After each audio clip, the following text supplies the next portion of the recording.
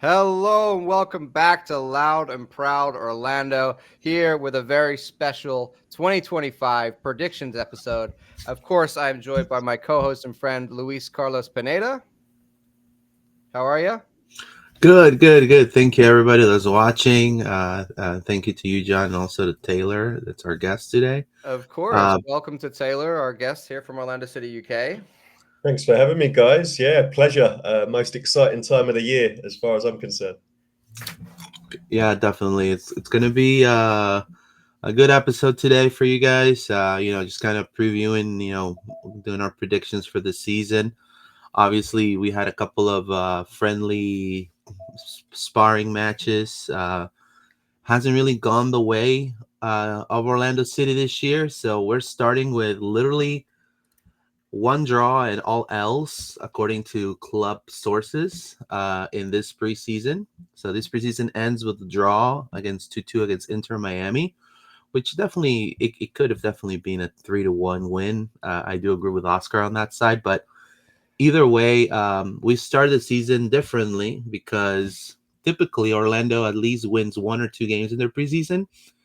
Um, this time Orlando has kind of, I wouldn't say stumble, it's just has given a lot of time to the youth players to play the preseason, which it seems it's going to be a big part of what's coming for the Lions for this year. And definitely they've gotten a lot of workouts and sequences and things like that. Kids like Caravallo, on the up and up, and Atuesta making an impact on the last game. So we're gonna be giving you your predictions today. With here with John and with the Taylor, and yeah, stay tuned. Yes, indeed. Alrighty. So if Luis, you bring up our predictions table, we will start running through them category by category. Paula is not able to join us today, but she has already given us her predictions. Luis has already put his in there. I started putting mine in as well. But as we go down the categories, we'll kind of talk about each question we have.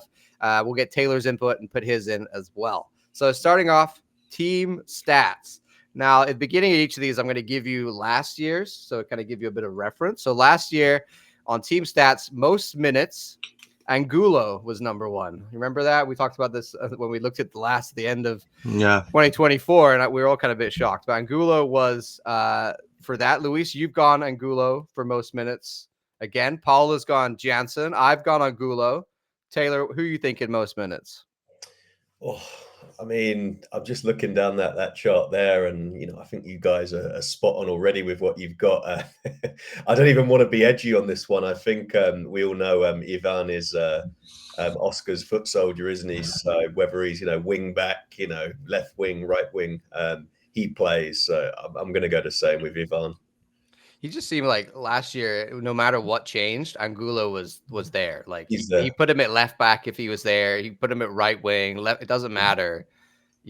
Angulo was there. So I feel like that's a good shout. Paulus Jansen is also, I think, probably going to be a close second if he can stay fit. We see a lot of minutes from him. Most yellow cards, Luis. You got Schlegel. You want to explain your reasoning here, or do you even need to? Well, I mean, I just think Schlegel. I mean, he's a veteran presence, but I feel that with a Tuesta, Cesar is going to be a little bit more.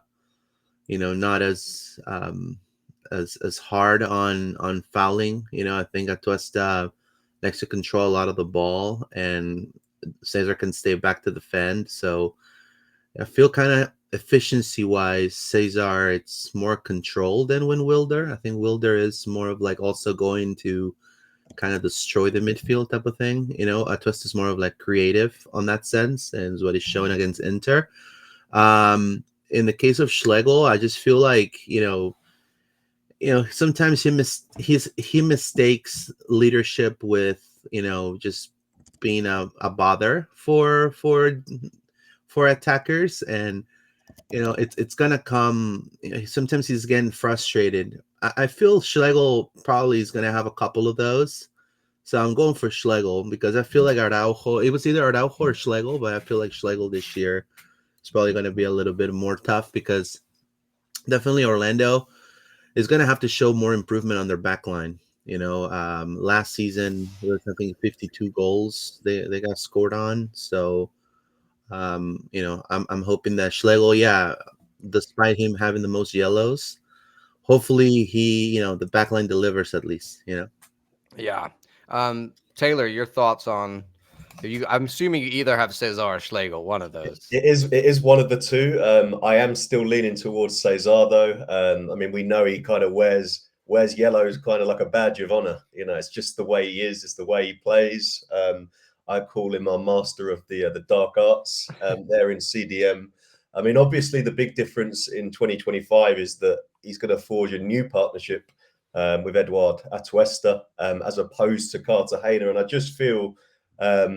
As that, they need to forge their own relationship on the field. Obviously, they had their first minutes together down at Ray J against Miami on Friday night. And I just feel as they get used to playing with each other, I think Araujo is still going to be the same guy. He's still going to be trying mopping everything up. Atuesta is a bit more on the front foot, likes to make plays, as you guys have discussed on your previous pod. So he got 11 last season, Cesar. And I think him being around that again. So, yeah, no surprises there.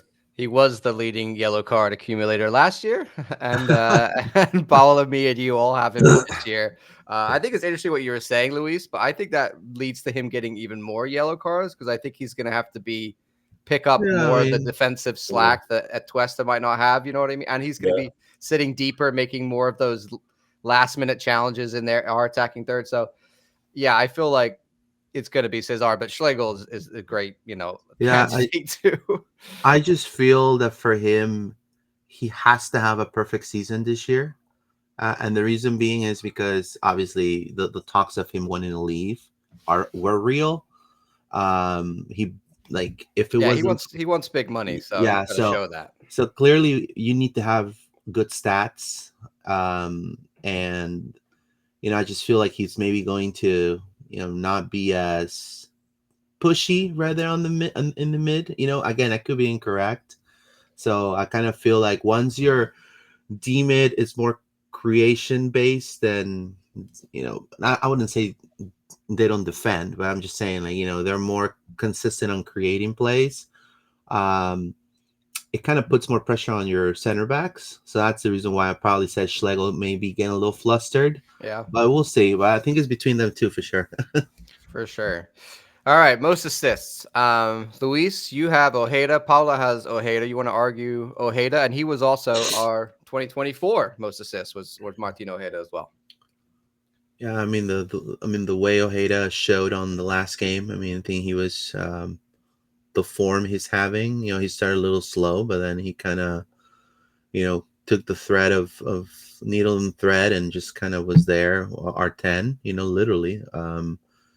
So yeah, I mean he could have. I mean, Atuesta is definitely making the case that he could definitely be a very good assist. Yeah, maker. I mean that's who I have. Taylor, who do you have for this most assists? I mean, I'm going to be as strong as saying it will be Ojeda, won't it? Assist leader last season. I've just got his stats up here. He had 12 assists for us in the MLS regular season last year. Now has the 10 jersey. Oscar finally made it work with him in the 10 last season. I was very relieved about that. Did have big question marks over whether it was going to work for him in Orlando. That position's his own now. I see him and fellow Argentine Enrique forging a really, even stronger connection this season in 2025. So it will be him. What I'll say on the assist front as well is that obviously the massive elephant in the room this winter is, we've got to replace Facu's assists as well. He had 6 last season, not an incredible amount in the regular season, but we're going to need Pasalic to step up as well now from the right side to make that up. Losing 14 goals and 6 assists from Facu in a team is huge, no matter who we've replaced him with. So yeah, it will be Ojeda for me, but we're going to need our new guys to step up. Yeah, I definitely agree. I was thinking about before we signed Martin Ojeda. You guys remember in Argentina, he had like a 2020 something season. Like he got crazy, it was 25. I can't remember exactly, but it was an insane amount of goals and assists in one season. So Yeah. maybe Ojeda's about to pop off on both of those. Yeah. Um, I have Atuesta down for most assists. That's just really because I feel like he's going to be often that guy who plays that final ball to one of our attackers who's going to run on and put it in the back of the net. And even though it's not really like a real assist, it's an Right, MLS right. assist. That So I makes just thought sense. that he would be another good candidate. But Ojeda was, yeah, it's hard. I have my reasoning, and you'll see why I went this way. Let's get into most goals. Most goals. Taylor, you start us off with this one. Who do you have? I mean, it is Ramiro from me. This time last year when I did the predictions with you, Ramiro was an up and coming player with us, and really a year on, he completely, burst onto the scene last season. The 7-in-7 streak he had mid-season, after he got his green card issues sorted out. I mean, he's turned into a real dependable forward for us. And having watched the friendly against Fort Lauderdale on Friday, the way he took his finish was really, really impressive. Both finishes, I hated as well. That was really reassuring as a supporter to see, just how sharp the finishing was. But Enrique, the centre forward spot is his. We know Duncan's injured. Muriel will probably play more in the 10, as we saw last season. So as long as he can stay fit, which we all hope, saw what happened with Wilder, hopefully the rest of the squad stays fit. But yeah, I see Enrique, his stock going even higher this season. I think people around the league now know who he is. I think this stage last year, maybe not, beyond our own supporters, of course. But yeah, it was good to see Ramiro take that finish really well on Friday. And yeah, he's going to get the most goals for us this season. Luis and I have been doing lots of preview pods for other MLS pods around, and they always ask us like, "Who's the player to watch this season?" And Mm. I've been picking Enrique, and I feel like for a lot of the reasons that you said, that this is potentially a year where he really breaks out. His third year with the club, really looking comfortable and knows what he's doing. So I was very tempted to go for Enrique. Luis, you did go for Enrique, as well did Paula. Right. I mean, Do you want to argue your case for him? it's the only thing we got right now. I mean, to be honest That's a with you, fair case. I mean, Yeah. to be honest with you, obviously the sequences, the attacking sequences he's having with his fellow attacking third, like the partnership he has with Ojeda, the seamlessness he has with Angulo, makes a lot of sense. He's meshed very well as well with Atuesta. So I mean, even on some of the last goal, like we just trying to get geared. Now, one thing is form, right? So I think he's in perfect form. I think he looks phenomenal. I think he's great speed wise. Everything looks great. We just need to take care of him. I mean, Duncan's out. Muriel needs to have. And I know this doesn't sound bad, but I think Muriel needs to stop doing interviews and just score some Mm. goals. I think that's what people really want him to do. Um, and hopefully, there's another third edition to the striking corps, because I don't know if Enrique. I mean, I have full faith that he can take the whole load until Duncan comes back. But I mean, it's a couple of months that he's going to be out. There's other tournaments, but I do feel like that's Oscar's ace of spades, essentially. I mean, Enrique's a finisher. Enrique's also kind of like a quasi winger sometimes, going into the attack. So, I mean, he's doing it all right now. And so I feel that he's definitely going to get at least more than 10 goals this season. So hopefully that's the case. So of course, last year's top goal scorer was fucking Notaris, who is Yeah. no longer here. So that doesn't really apply for me. I think I've gone for Ojeda. The reason I've gone for Ojeda is the same reason that I put Atuesta as most assists, is I kind of see it more as like with that Miami goal that you saw Ojeda see. I see him being the one that often ends up being the furthest player forward and running onto those balls from Enrique dropping in, or a ball over the top, or like Angulo did connecting through the wing. So I often see Ojeda as the guy who's going to be in those final positions to take that final shot. And I think, like I said, back in 22, when he played for Godoy Cruz, he got 12 goals and 13 assists in that year. So I feel like, he is going to have a year where he's going to bang in a lot of goals for us. Hopefully. And I just feel like the way that we end up playing leads to more situations like we saw against Miami, where Ojeda is the final man. And I feel like he has that confidence and that just assurance in the way that he finishes to be very clinical in front of goal. But I think Enrique is also a very, very good shout. What's interesting to me here, and if we think about what we did last year when we did these predictions, none of us in any of these team stats categories have picked any of the new players. Correct. So Taylor, you want to talk about, no Pasalic for assists or goals? So we want to throw our hat in that one yet? You know what, just as we're kind of, teeing up the season here, it was just going around my head. I was like, should I nail my colours to the mast and say Pasalic? But I'm still burned, if I'm honest, from back in Muriel Yeah. last season. We're all hurt from that, and we're too We're scared all to do hurt. it again. Yeah, I mean, he went on my jersey. I mean, I really thought that guy was going to hit the ground running. Hopefully, he can this year, right? And I agree with Luis. He stop talking, head down, and work. Is what we want to see from that guy.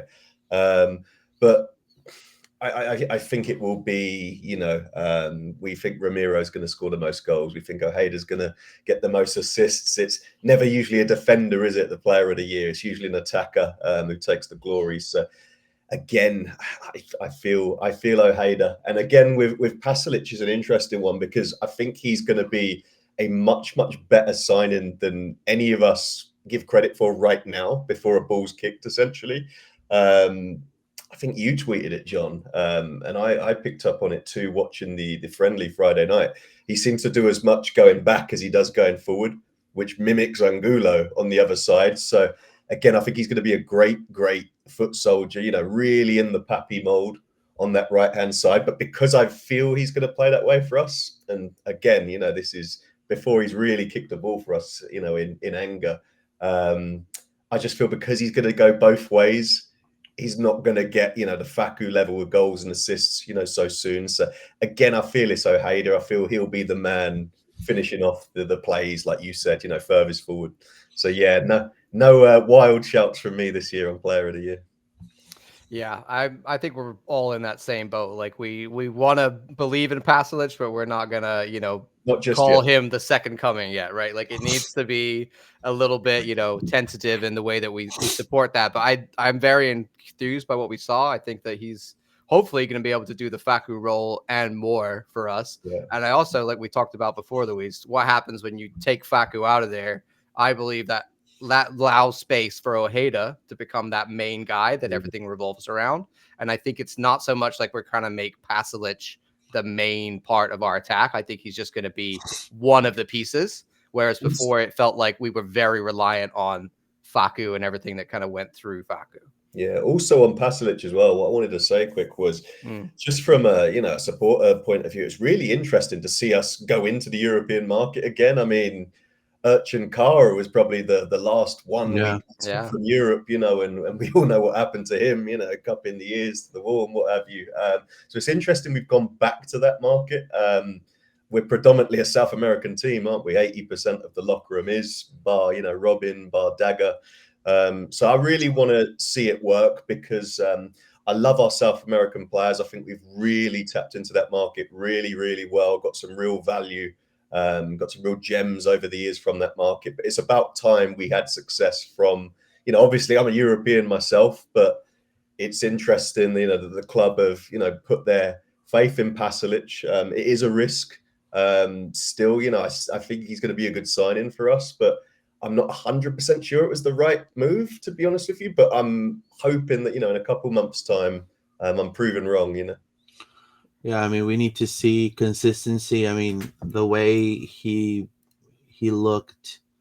So I think what people expect for Pasalic is maybe. I mean, the realistic expectations, in my opinion, for Pasalic are not to copy Facu's season. I mean, definitely that's the far-fetched expectation. I mean, that'll be the cookie cutter expectation for him to have 14 goals, 10 assists, whatnot. Obviously, that's DP level, great. But I think he's coming brand new to the league. But at least what people want to see are when the potato's hot, he needs to show up. So, and I think if he gives that to the people, I think people are going to be content. The problem with Muriel is that when the potato's hot, he hides, technically. He doesn't show out. He doesn't even make an attacking play, or if he tries, he gives away the ball. Now, I think that's what people expect with Pasalic. The vibe I got when I went to the last game, some people online, and again, those are online comments. They're saying, "Oh, he could be the next Vanderwater." Yeah, he could be, but I don't really think he will be. I think what Oscar's looking is workhorses more than names. It just kind of gives me that vibe, and I feel Pasalic needs to take advantage of that because all the all the teams in the MLS have film of Ojeda, of Araujo, of Angulo. They don't have film of him. So if he's able to be that, player that's gonna, attack through the flank and and show out defenses with his skill, people are not going to have him in the radar. So it's going to be easy for him to try to generate some plays there. I feel like that's going to be the case. Hopefully, we see he has a breakout season. I mean, that'll be the best. I mean, that would be awesome. I'll be honest with you. Like John was saying in the last spot, I think Croatia is a I mean, not just everyone gets to the Croatian national team. No, You know what I mean? It's kind of like Belgium. You know what I mean? strong Or team, Denmark. strong team. Yeah, strong team. It's a Yeah, very I mean, he's come here to kind of prove a bit of something, right? He's yeah. come to say I can be a star for a team, and he expects to kind of come into MLS, I believe, and be Yeah. fairly dominant and be able to enforce the way that he plays on the game. But we said the same thing about Muriel, right? So I think there's a big difference. I think one is young and hungry and fit, and one is at the end of their career. So I'm very hopeful for Pasalic. I think we just got to give him some time to settle in and see how he stacks up against other DPs in the league. But he could be an absolute bargain at $4 million if he scores 15 goals or something like that. We'll have to see. All righty, moving on. Player of the year. I know Taylor, you're gonna go for Ojeda for this one as well. Tincho for me, yes. Everybody has Tincho for player of the year. There's no doubt whether he's getting the goals or the assists. We all feel like this is Ojeda's year. So no arguments there. Young player of the year. Let's move on to that one. Taylor, who do you have for young player of the year? I am going to be different because I've not been different so far. Please. And, I've seen even less of this guy than Pasalic so far. So this one kind of is just a blind faith, you're going to be very good for us. And I'm going to say Nico Rodriguez, who was our first kind of new signing of the off season, taken from Colombia. We love a Colombian at Orlando City. He's taken Martin's 11 jersey and had his first minutes on Friday against Miami. Obviously, Nico Rodriguez, he's going to be dovetailing for minutes with Pasalic on that right side. So, he's not going to be a starter or anything like that. But I think he's going to be the guy that takes us all by surprise this year in terms of minutes, in terms of opportunities. I'm really hoping so anyway. But I just really like what I see from this kid. I think he's got a ton of upside. We, as you know, we research all of our new signings at Orlando City UK. Watch the film on YouTube. Do a real deep dive. Into their background, what they did at their previous club, and I really like the way this kid plays. And he's a classic Orlando City signing. No one's kind of heard of him, but he's young, he's hungry. And I'm going to go for him. The interesting thing about this off season, and I've been listening to Loud and Proud all off season. I think you guys do a great job with this pod, and you brought it up a couple of episodes ago where you said maybe this is the season where Oscar finally kind of gives minutes to the younger crop. If you think of Thomas Williams, I mean, we can hope, Taylor. Well, we can. Freeman's been waiting an eternity. I don't know why it's taken so long, to be honest with you. But just, we all do our depth charts and just looking at it, I mean, his hand probably will be forced to play some of these guys across, regular season, Leagues Cup, Open Cup this year. I do like all of the sounds I'm hearing about Freeman, what people say, you guys have been to some of the preseason games, he's a lot taller than people think as well. Yeah, I know he's huge. He's above 6 foot, same as Tahir actually on the left-hand side. But he can get up and down, and I think really I still have Halliday above him on my depth chart, but only for the fact that he's played more minutes in the first team. But I believe if this isn't Freeman's season, it never will be. And Dagger's one of my favourite players. In fact, he's the man going on the back of my jersey this year, and he's one of our favourite players. So he'll be the starter, no doubt. But Freeman, I think, is going to be that next guy up. So I was tempted to say him, but I'm going to go Nico instead because, Pasalic is going to need to sit, within games, every other game, whatever. And I think Nico will surprise us all. I really like the look of the kid. I feel like 1.4 million or whatever we paid for him, like the upside is massive with Nico Rodriguez. Like he could be a killer. He was, obviously the best player in his team down in Fortaleza, down in Colombia. Yeah. I think he's obviously come into MLS now, and you could see in training. I think what I saw in his face was like, oh wow, like this is like way more impressive than what I've been used to, or this is like the standard is up here. You imagine what training would have looked like and what it would have looked like for him preseason before. Yeah. Probably okay, but nowhere near the level of professionalism and the standard of play that we have here. So I think that he's going to come in, hopefully be able to hit that level. But I think just playing with better players is automatically going to make him an even better, talent. So. Absolutely, yeah. And what I will say as well, obviously, Ricardo, Luis, we've scouted very well over the years. We've had way more hits than misses in the transfer market. But John Solis, who plays for OCB and has had a few minutes with the first team, he also came from the same club as Nico Rodriguez, which is Fortaleza, not the Brazilian Fortaleza, the Colombian Fortaleza. Yeah. So it's a club, that Oscar and the front office, the coaching staff, will know inside out. So I think we potentially, a lot of this is hope, obviously, but I think Nico Rodriguez is going to be a good addition to the roster in 2025. Luis, you've got Alex Freeman.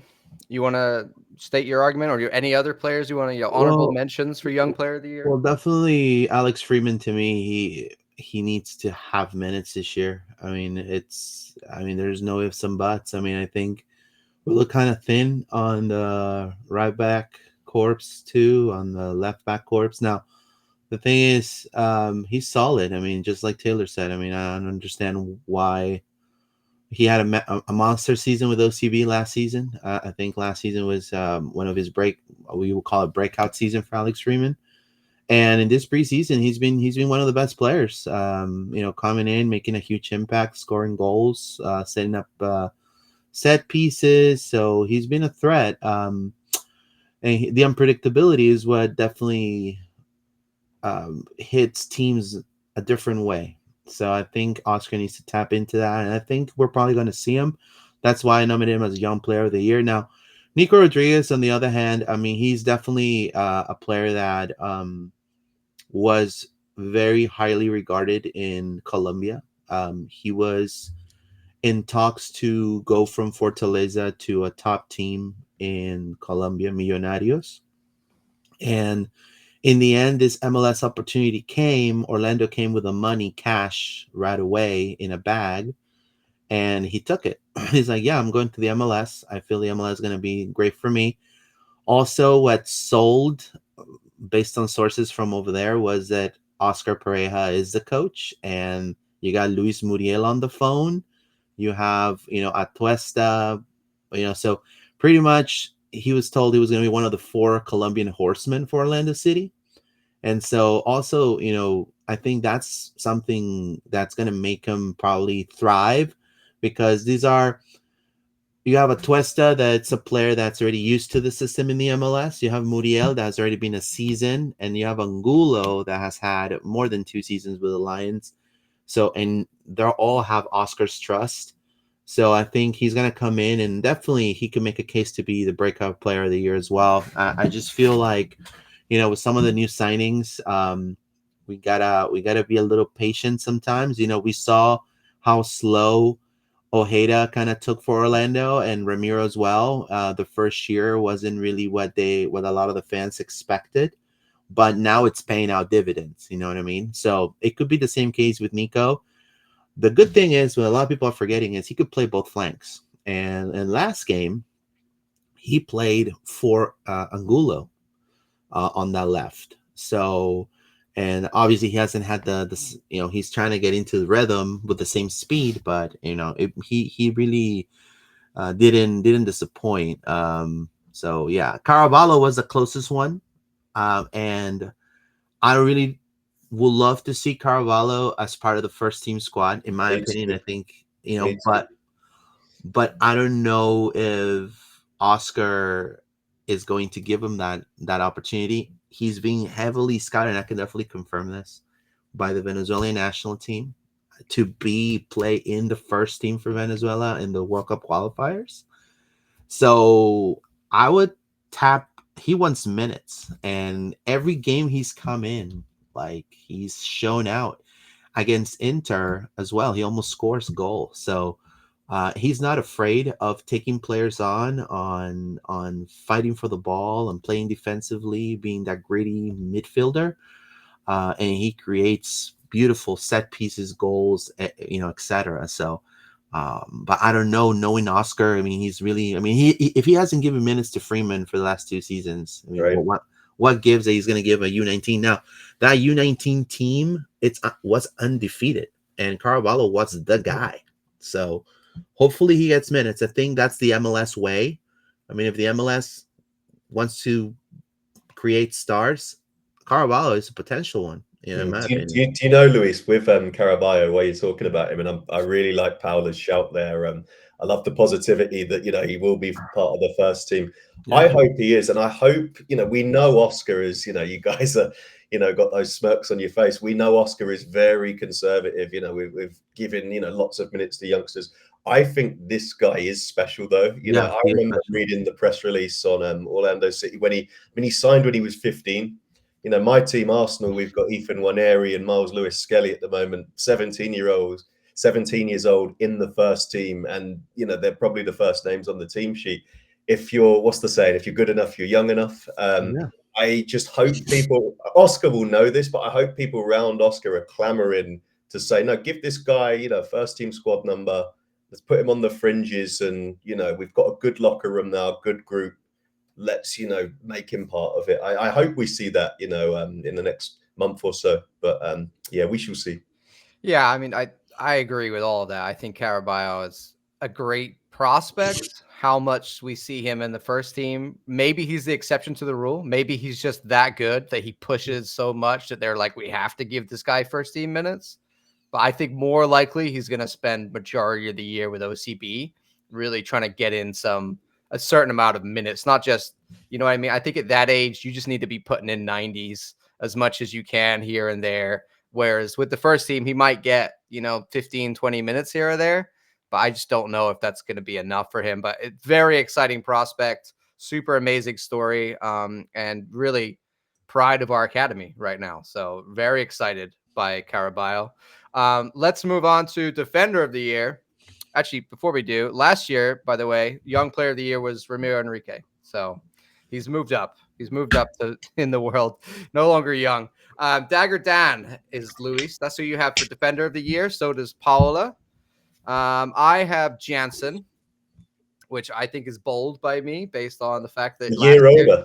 he dropped off a little bit, yeah. But I just think there's something about his intelligence on the play, and I feel like Jansen is going to have a great year for us. Luis, you want to argue Dagger? yeah. I mean, Dagger is becoming a very important piece in the puzzle for Orlando City.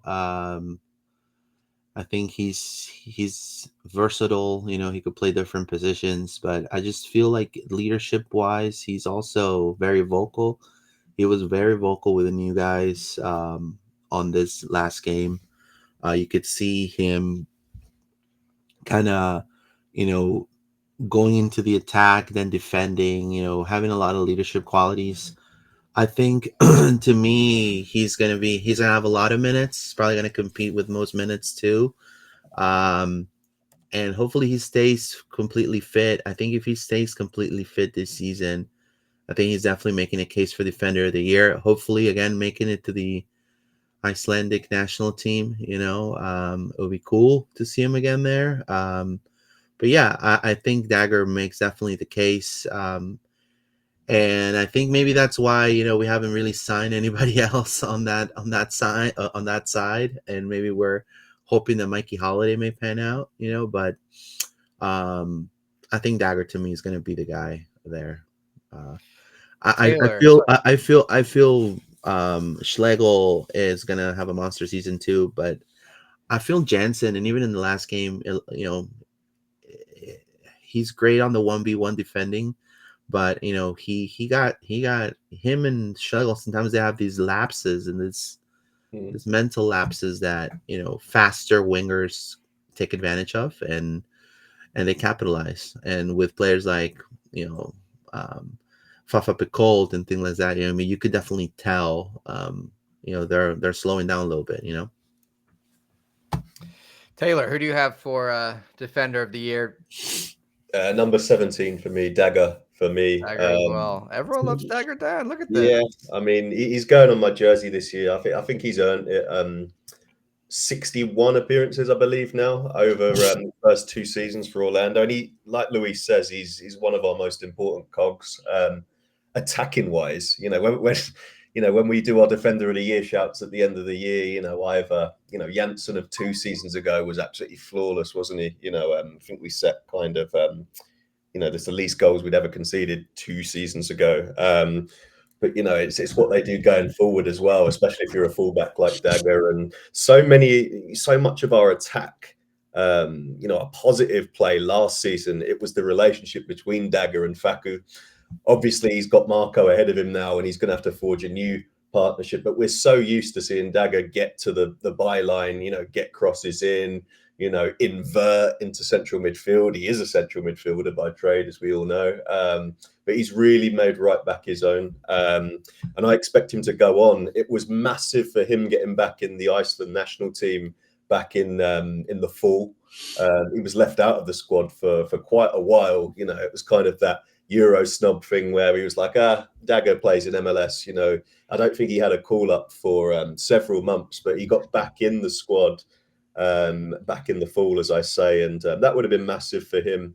So there's eyes on him again now. He's definitely one of the the top fullbacks in Major League Soccer in my book. And yeah, hopefully he can stay fit. But yeah, it'll be Dagger for me. And I see Luke and Luis and Paolo agrees. So, yeah, I'm the only one who's gone for Jansen, and I have a feeling this year, like we're gonna see, like you said, Jansen from 2 years ago. I just think I hope so. I'm hoping that he's gonna be back at that level, or it's a horrible shout and he has an even worse year than he did last year. So I'm putting it all out there for my man Jansen to have one big final year. He still has those raking passes for let those go. Oh yeah. And I like, it's the only thing I question about him is just the legs to get to the challenge. Really, Right. that's the only thing. But Yeah, he's so smart that often he'll just be the guy who stays further back and lets Rodri be the one who runs around, and that seems to work quite well with their partnership. Yeah. David Brecalo is the one that nobody's mentioned.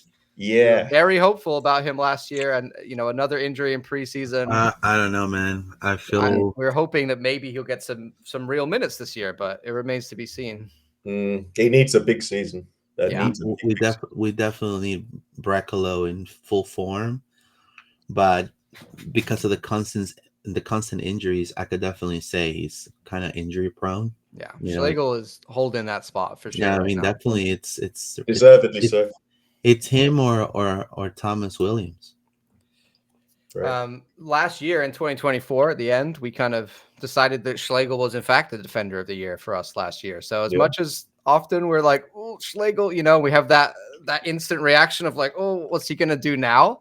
He was very consistent, especially the end of last year. I think he had a very good season. As long as he can keep out those silly mistakes that he likes to make, then I'm perfectly fine with him being. What was funny was I was watching Soccer Wise, and Matt Doyle was on there, and they were talking about all of the different teams. And then Matt Doyle said, well, I don't understand how Orlando still has Schlegel in the back line. So I think there's a conception that he's not a very good defender and he is a liability. But as we've seen more recently, he's been pretty reliable. So let's see if Schlegel can have another big year. He's Oscar's, in my opinion, he's Oscar's real captain. Yeah. In the back line, you feel like he's the yeah. one he So relies on. this is gonna sound so bad what I'm gonna say, but there's a shadow captain for press and fans, and there's a real captain, and I feel like that's the way Schlegel is. I mean, I think Schlegel is, but he doesn't speak English, so he can do a press conference. He can go and sit down with media. He can now, unless with a translator. But when it comes to Jensen, I think he's more of like the face, and also he has had the numbers, so he can make definitely a case for that, and he's definitely a powerful voice in the locker room. But lately you've seen the other way around. You've seen Schlegel being more vocal. You've seen Schlegel kind of, Hmm. grabbing the young kids, like, hey, Dagger especially, like, hey, stand right here, like, come back, and kind of Jansen, because of injuries and because he's missed a lot of time, and also because of form, taking a little bit of a backseat, despite being the actual, captain. But I agree with you. I feel we need, we need so many players. Uh, I think a center back, a young, I don't know, 20-year-old center back, maybe a prospect, We or got Thomas Williams, man. Thomas Williams. He's the I mean, if boy. you I'm want to hoping bet, this is the year, but I think it's really like in an emergency. You know what I mean? I don't yeah. think Oscar's ever actively going, yeah, I'll put Thomas Williams in unless he has to. But I I, do I, agree want with you. to, I want to ask you, why don't we sign MLS vets? We just don't do it, do we? We You did. know, No, We we signed don't. Atuesta. does he count? That's the only Look, one, and look, he's not a vet. He's 27. So yeah, my dream is we're with for you. my dream is for Orlando to like be like, hey, Walker, Yeah, look, Nashville, man, great right. country music, like great, but man, we have like Mickey Mouse here, like we have all this good stuff. Come over, we'll pay you. You'll be in a contender in the East. You're not gonna be relegated all the way on the bottom. Like let's make Yeah, it happen. Like Walker Zimmerman will be great for Orlando City. I You would know, love to see I us will love. make moves like that again. Yeah. We've gone away from that, and you can't complain Yeah. too much because we're a top four side. But Now, yeah, I want to see that. Lucho Acosta went to Dallas, and again, this is gonna sound so bad. I know that we're probably I'm stepping on the toes. Lucho Acosta went to Dallas for 5 million. Like that's crazy. Like we paid 5 million for, like we could have paid 4 to 5 million for a player from like Palmeiras and things like that, but like we couldn't pay 5 million for Lucho Acosta. Like that, that tells fans, that makes a case for fans to be doubtful, and I totally understand. But that's the price they put on Lucho, and don't tell me Yeah, Lucho cannot play. I feel like we just seem to be looking outside of the league all the time, Yeah. like Taylor mhm, says. We're not, and even with the new addition of the, I call it real allocation money or Right. RAM, just a regular trade. We're all getting excited about like Evander and stuff, but I think more than anything, it's about the right pieces. Correct. Like if we had lost Ojeda, for example, I yeah, think we definitely would have gone in for Evander. So if we were looking for like a right wing replacement for Facu, and they had that in the league, I think they would have gone after it. But I think they're always just looking outside because they probably see more value in like wages and stuff. Once they're in MLS, it's more difficult to like bring a guy. You have to pay him more, right? Whereas you bring a guy from outside of the league, he might not be paying as much. You could pay him less. There's lots of Makes reasons, but sense. yeah, I think one of the candidates I would love to see them is potentially a veteran striker. We've talked about this. Yeah. An MLS, like not Kai Kermara, no not thank you. Kai. Rui Diaz available. Not, Luis is like Rui Diaz, something like that, Rui something like Diaz. that gives us a little bit of veteran experience, maybe like a TAM player that could come in at striker because we're a little light. So I think that's something we'd like to see. All right, midfield of the year. Let's move on. Last year's midfield of the year was Ojeda. We all have Atuesta from Paula, Luis, and myself. Taylor, who you got? And I do too. Now we're on Atuesta. We obviously know he's quality, right? Yeah. We all remember, LAFC's first few years in the league, and wow, who was that midfielder? And his stock rose really, really quickly, didn't it? MLS All-Star. What I will say on Atuesta, that I want to temper everyone's expectations with him. As soon as I saw we were linked with him and I was doing my articles, I thought, fantastic. He's going to be a real asset for us. But he is just coming off a nightmare, really, kind of spell at Palmeiras. In football, your stock's high or it's low. So what I'll say on him is that, yes, he knows MLS. Yes, he's plug and play. And I love that Luis has coined plug and play, because I love a plug and play signing. And I think we need them more than most teams in That's MLS. Luis's favorite phrase, plug and play. But he's right, though, because we need those kind of players, that you know what you're going to get from them. But I just feel with Atuesta, I feel that he will get there, like Orlando City as a whole. We spend the spring, and the early summertime messing around, and then it all comes together later on in the season. I think his season might be like that. Obviously, he's only played for LAFC, 2 spells, permanent the first time, loan the second. But he really needs to pick up his confidence. Like I said, it wouldn't have done his psyche any good, kind of. I was doing my article on him last week, and I don't even think Palmeiras did a like a farewell tweet or anything. I've been listening to you guys the last couple of weeks, and you've been speaking to Palmeiras fans, and they don't have anything good to say about them. Don't get me wrong, they're like the Real Madrid of Brazil, so they're never happy with anyone. I think we can all expect them having a go at Facu at some stage this season if he's not got 100 goals. But on Atuesta, I think he will get there in the end. He's proven quality.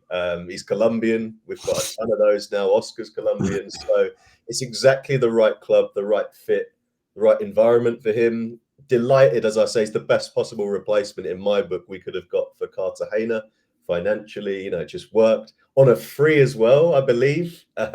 Reading between the lines, no one said the actual financials. That's true. No one does know, but it's unofficially a free, but it's a free. It's got to be, right. It's got to be. We're pretty sure it is.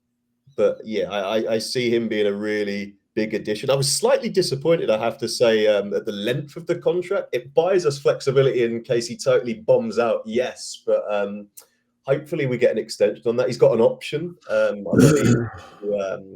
So he's signed a 1 year with a 1 year club option, I believe.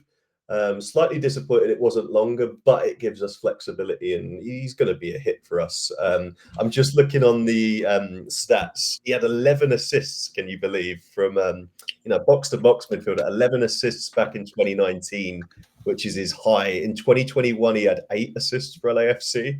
But yeah, confidence is everything with Edouard, and he needs to pick it up and forge some chemistry with Cesar in there. But I think they can be quite dominating. Yeah, it's unfortunate to talk about Atuesta, and obviously as a replacement for Wilder, because he's out with the actual Achilles tendon tear. It's February the 16th at 9:25 a.m. and still not official. We still don't know what the length of the injury is. The club reserves the right not to say anything. I don't know if it's HIPAA or whatever, but that's something that I've spoken to the club before. And again, to all the fans that are watching, don't get upset. It's just the way it is. A lot of clubs do it. It's not just Orlando. In South America, it's the same thing. It's exactly the same. So the thing is, Atuesta comes, plug and play player. Somebody like Oscar, and if you look at the post press conference for the game against Inter, it's in our it's in our YouTube channel. He said already Oscar knows who he is, has talked to him before, has tried to lure him into Orlando before, and they come kind of from the same team, which is kind of what we were saying, Independiente de Medellin. So they have friends in common. So I feel Atuesta is the player that's going to put order in that midfield, and just kind of whatever Oscar wants, he's gonna like tell everyone because he is MLS experienced on how to do it and how to perform it the way Oscar wants it. So it's going to be Oscar's ring general right there in the mid, in my opinion. Now, why a year and why a breakout season? Because I feel like if he stays healthy, I think he's going to be a very important part for the midfield. Um, he could assist, he could go into the attacking play, he could defend. I mean, he recovered like 3 or 4 transition plays against Inter, and it's five trainings in with Orlando. So that's pretty impressive, especially playing against caliber like Inter with all the star names and stuff. And it just didn't seem that he was part of. He just seemed he was in the team for a long time. Honestly, when you saw him play on the last game. Now, I do feel like the length of his contract is basically because it gives the player more freedom on deciding what he wants to do. So yeah, like John said, if things don't pan out his way, it's a 1 year and then that's it. But also you have to understand Wilder's coming back, and Wilder, it's also in the end of his contract, and his injury could have come in a worse time because this was going to be his season, Mhm. so he could take that next step. Now Orlando City has him in a way to renew, possibly for less or for the same salary, for one more season. And then also, I think Atuesta could also be, that Cesar replacement in a way, because Cesar also, there are talks that he may want to leave at the end of the season. So that's why the club is scouting, not only just Atuesta that they just got, but also they were trying to look for a new Cesar replacement, which I think Agustin Soria was one of the Mhm. rumor names for Defensor Sporting in Uruguay. So they're trying to look for kind of find a new Cesar, find Yeah. a new Wilder, just in case Wilder and Cesar may not be continuing with the team. So they're trying to be, I think, proactive on that sense. And but I feel like, look, at some point this season, we're going to have Cesar, Wilder, and Atuesta, which is If Wilder comes back this if year, Wilder we'll have comes to back, see. Yeah, obviously, yeah. obviously. And then that'll be a great problem to have. Yeah. Yeah, Taylor, Absolutely. you got another thought? Um, no, I Okay. think before we move on to Yeah. striker, before Atuesta come in, I was really, really worried. I love a depth chart, as everyone knows, on X, and I do think the final thing I'll say on central midfield is I do think you'll see in the week. I've no sources on this. It's just a gut feeling that Mm. we will sign Joren Jabay Yeah. it's to a probably, personal contract this week. I do see that happening. He's had a very good preseason. yeah. Which Better or worse than Kuchevsky? That's my, because I feel like he's maybe started brighter than Kuchevsky, but it's the same path, it's the same idea, it's the same squad role. It's Kuchevsky again, right? it's exactly the same. But yeah, we are so light in there. If, as God forbid, whisper it quietly, Atuesta gets injured early season, I mean, there's no real depth in there at all. We lost 4 central midfielders essentially with Right, right. Bruce, Felipe, Kaczewski, and one more that escapes me right now. But yeah. Hopefully, it's a big season for Atuesta. Alrighty, let's move on to striker of the year. This one kind of, if you've got most goals, probably going to be the same. I've actually gone for Enrique because I had Ojeda as my most goals. We've all gone for Enrique, me, Paula, and Luis. Luis, I mean, do we need to argue Enrique for striker of the Yeah, I year? mean, We there's don't have really, many other options. I mean, Duncan I will would come love to, back, and maybe Duncan could end up with more goals than Enrique. We don't know. I would love to put Muriel, of course. You know, he's been saying on interviews that, You'd love to put Muriel, I but would love you to put wouldn't. Muriel because it's $3 million. You know what I mean? But then again, I think Enrique is the man right now, and I think he's gonna get a lot of minutes. And hopefully, this is the year in which Orlando has that consistency, and I think he's a huge part of that, because I think what the fandom and what even the players want is to start an MLS season in which they're not just on a losing streak for almost half the season, and then boom, now we have to go Super Saiyan and beat everyone at the end of the season. So I think they want more consistency, and I think Enrique, it's gonna be part of that, and I feel like he's gonna get at least 9 or 10 goals Probably breakout year, hopefully 11, 12 goals this season. And then, when Duncan comes back, I would love to for him to see for Duncan to also have the same production, hopefully. I think after coming back from that tough injury, which Charlotte fans still salty about, by the way. So, it's just like, how can you get? Well, Where's the empathy, man? Like, how can you be so upset over Duncan like breaking his freaking shoulder? Like, that's so mean, dude. But anyways, um, I feel Duncan, if he scores on his comeback 6 goals, like, I think he's gonna be superb I think the fans are gonna love him either way. So hopefully he's a huge part of that. I have full faith that that's what's going to be. He's very perseverant. When he came in, it kind of costed him to adapt to get a place in the starting lineup. He finally got it, took advantage of the chances that Oscar provide for him when Duncan was injured and things like that. And we'll see what happens. Taylor, who do you have for striker of the year? Are you with us? Are you Enrique? no, Luis Oh, Muriel.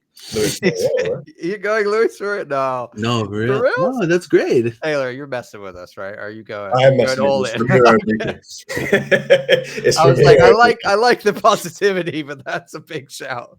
Did I have you for a second there? You No. did. I was like, wow, he's back in on Luis No, Muriel. that ship has sailed for me, Uh, unfortunately.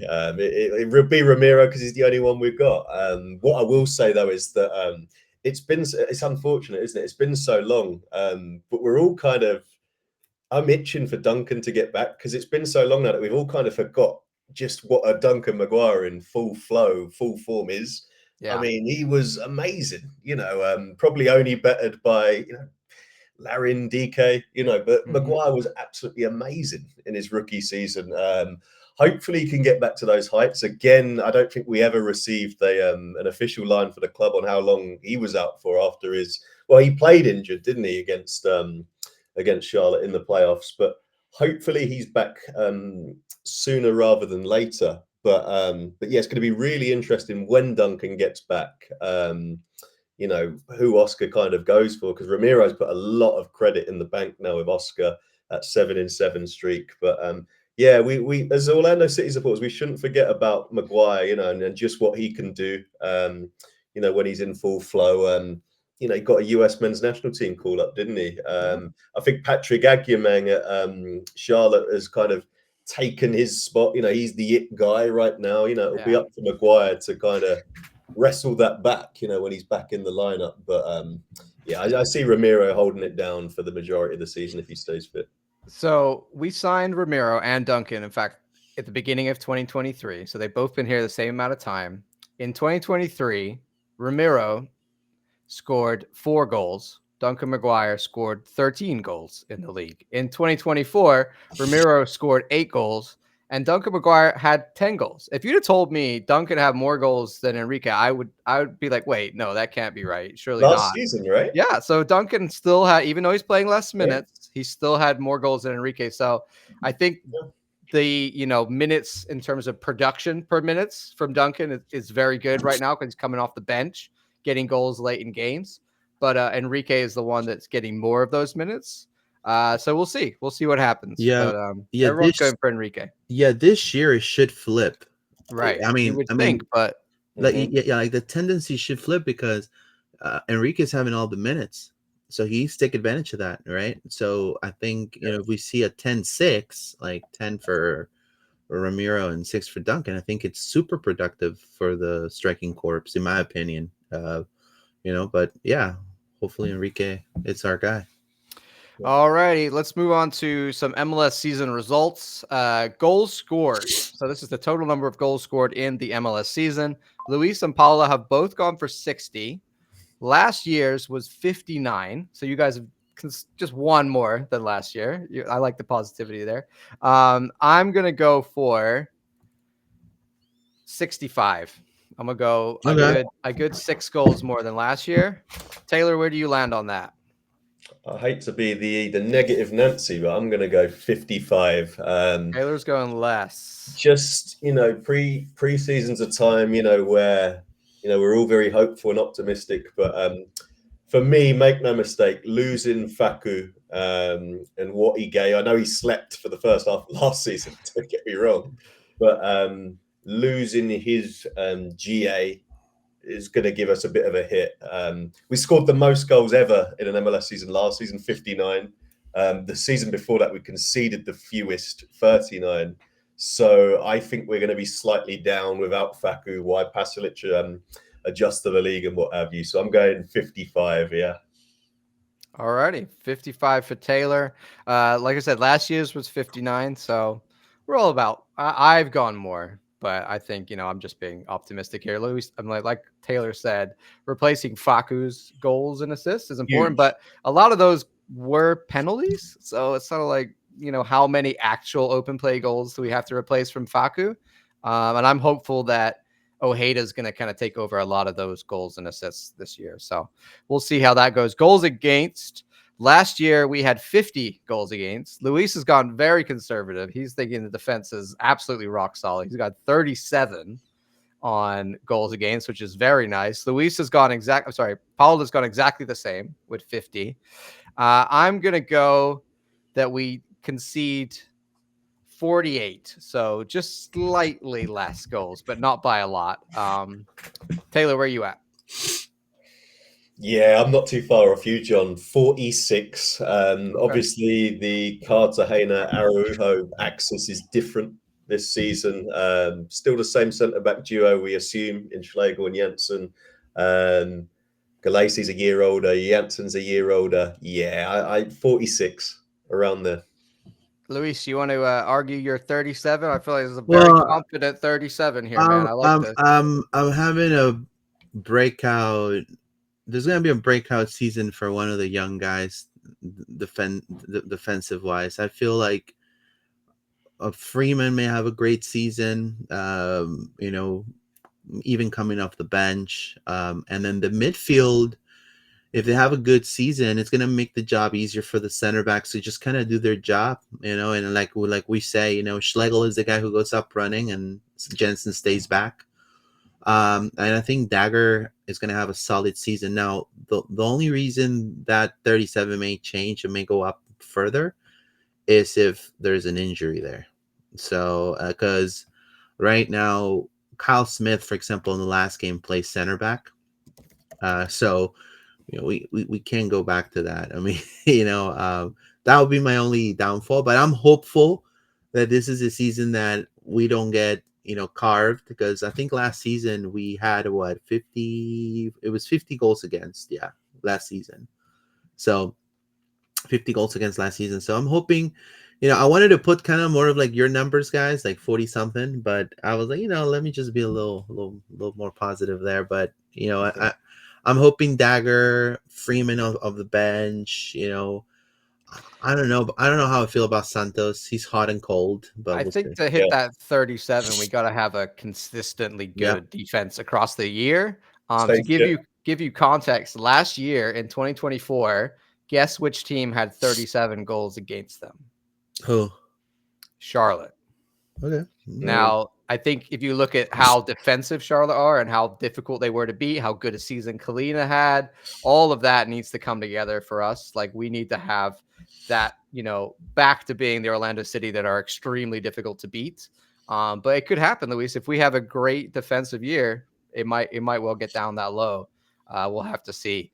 All righty, moving on to most points, the total points for the season. Luis, you have 62. Paula has 65. Last year, we had 52 points total. So you're saying we're going to go up quite a bit. Taylor, where do you land on total points? Total points. I was thinking about this before coming on. I don't want to answer the next question yet, but I'll just answer points. But yes. Obviously, I think we're going to end up around 57 points, I'm going to say. Okay. 57. Luis, you want to argue your 62? Which I will give you context. Last year, Columbus in second had 66 points, and in third, Cincy had 59. So we'd be in second or third based on 62. Yeah. So I mean, it's second, third. I mean, I put fourth there for finalist position, but I mean, you could argue third. Mhm. So I'm hoping that we see 5 goals from Pasalic, 8 goals from Ojeda, 6 goals from Ramiro. Duncan comes back, 5 goals, and those keeps adding on. Goals from Mangulo as well, So I'm hoping more of like we already have a core, and that number is gonna happen if our signings pan out the way we want them to. Now that's putting a lot of faith on the new signings, but what better than preseason that give them a little bit of faith, right?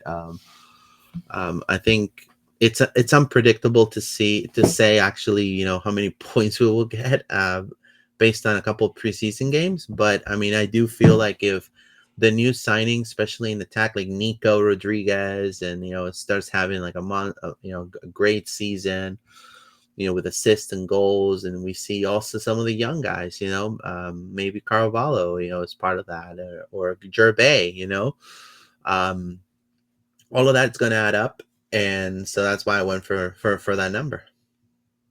Makes sense. I'm gonna go 59, so be a little bit more excited than Taylor, but a little bit less conservative than you and Paola. 59 last year was Cincinnati in third. So that kind of moves us nicely. Like Taylor said, these are both kind of linked. Their final East position. Luis, you have fourth. Paula has second with her 65 points, which probably would be about right. So Taylor, with you at 57, last year that would have put us in between third and fourth. So is that where you have us now? Where do you think? I have us third for Third. 2025. Alrighty.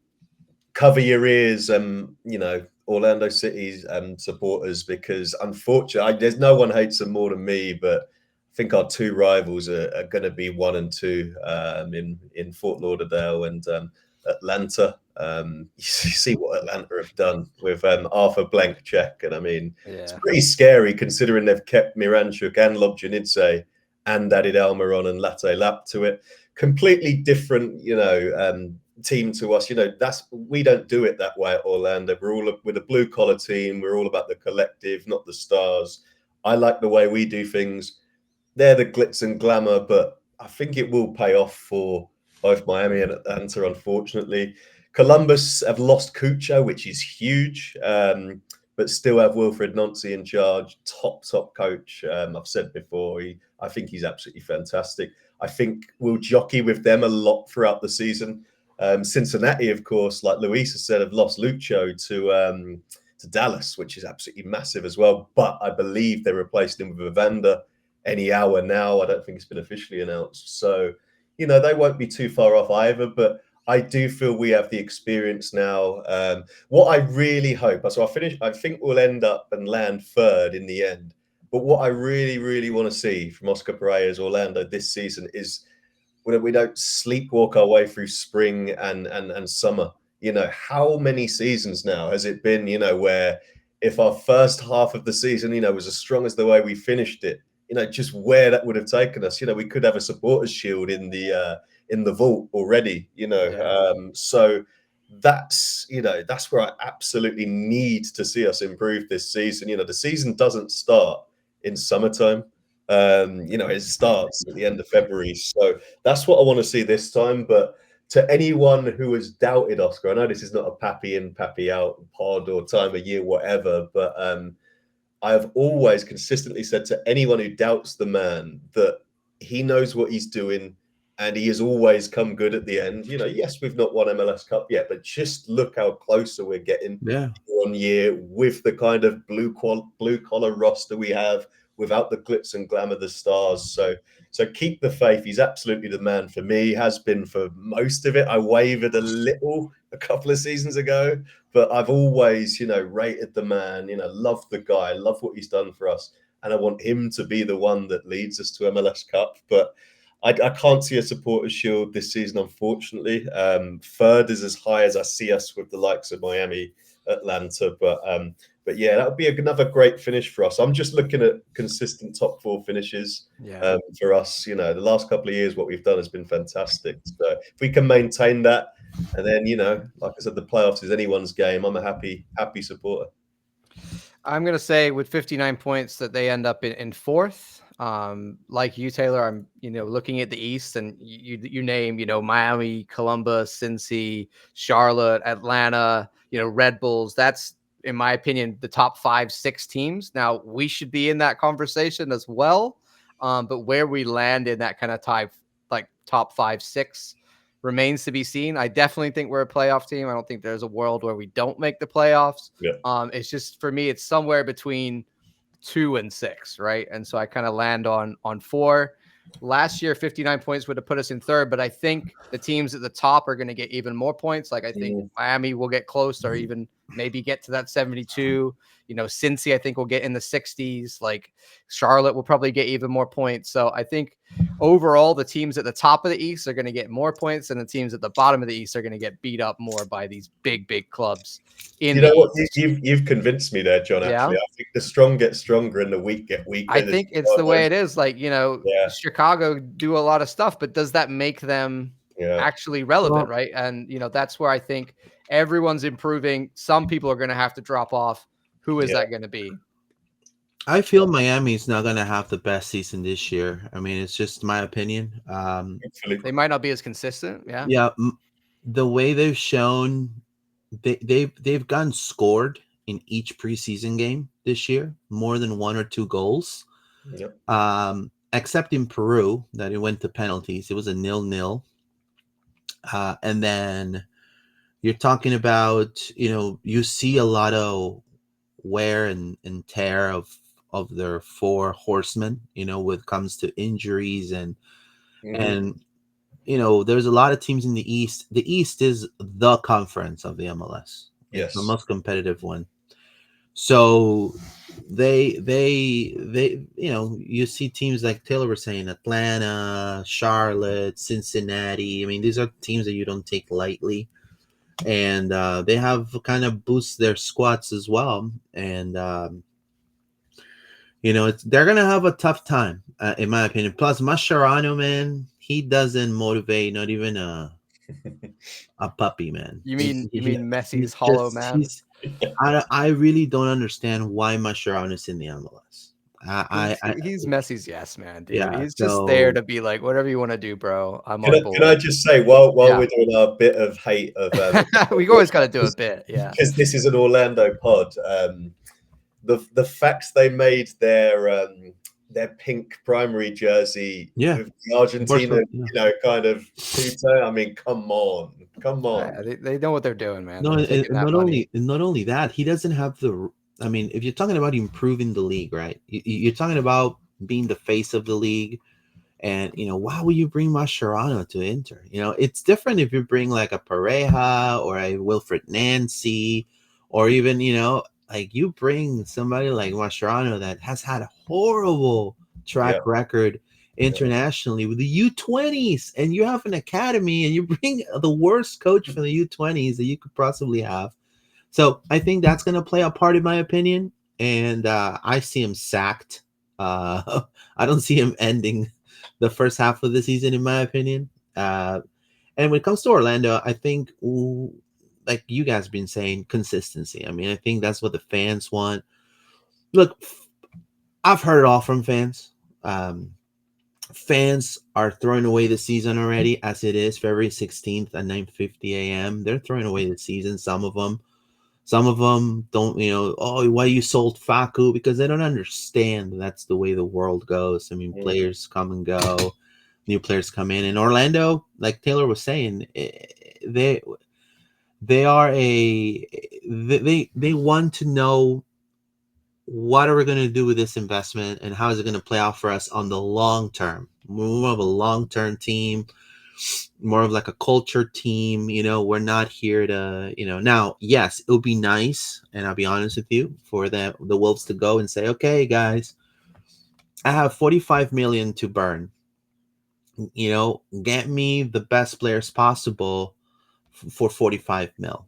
And then, you can go and target, Jack Grealish, or you could target, Lukaku, if he wants to come to the MLS, it'll be fantastic, but that's not that history-wise shows that that's not the way Orlando has gone. Orlando has gone for low-cost, high-reward players, and it's played out for them tremendously. For example, at the Miami game, uh, the only two media in that game was Loud and Proud and the Mainland, which I want to say hello to Michael Citro.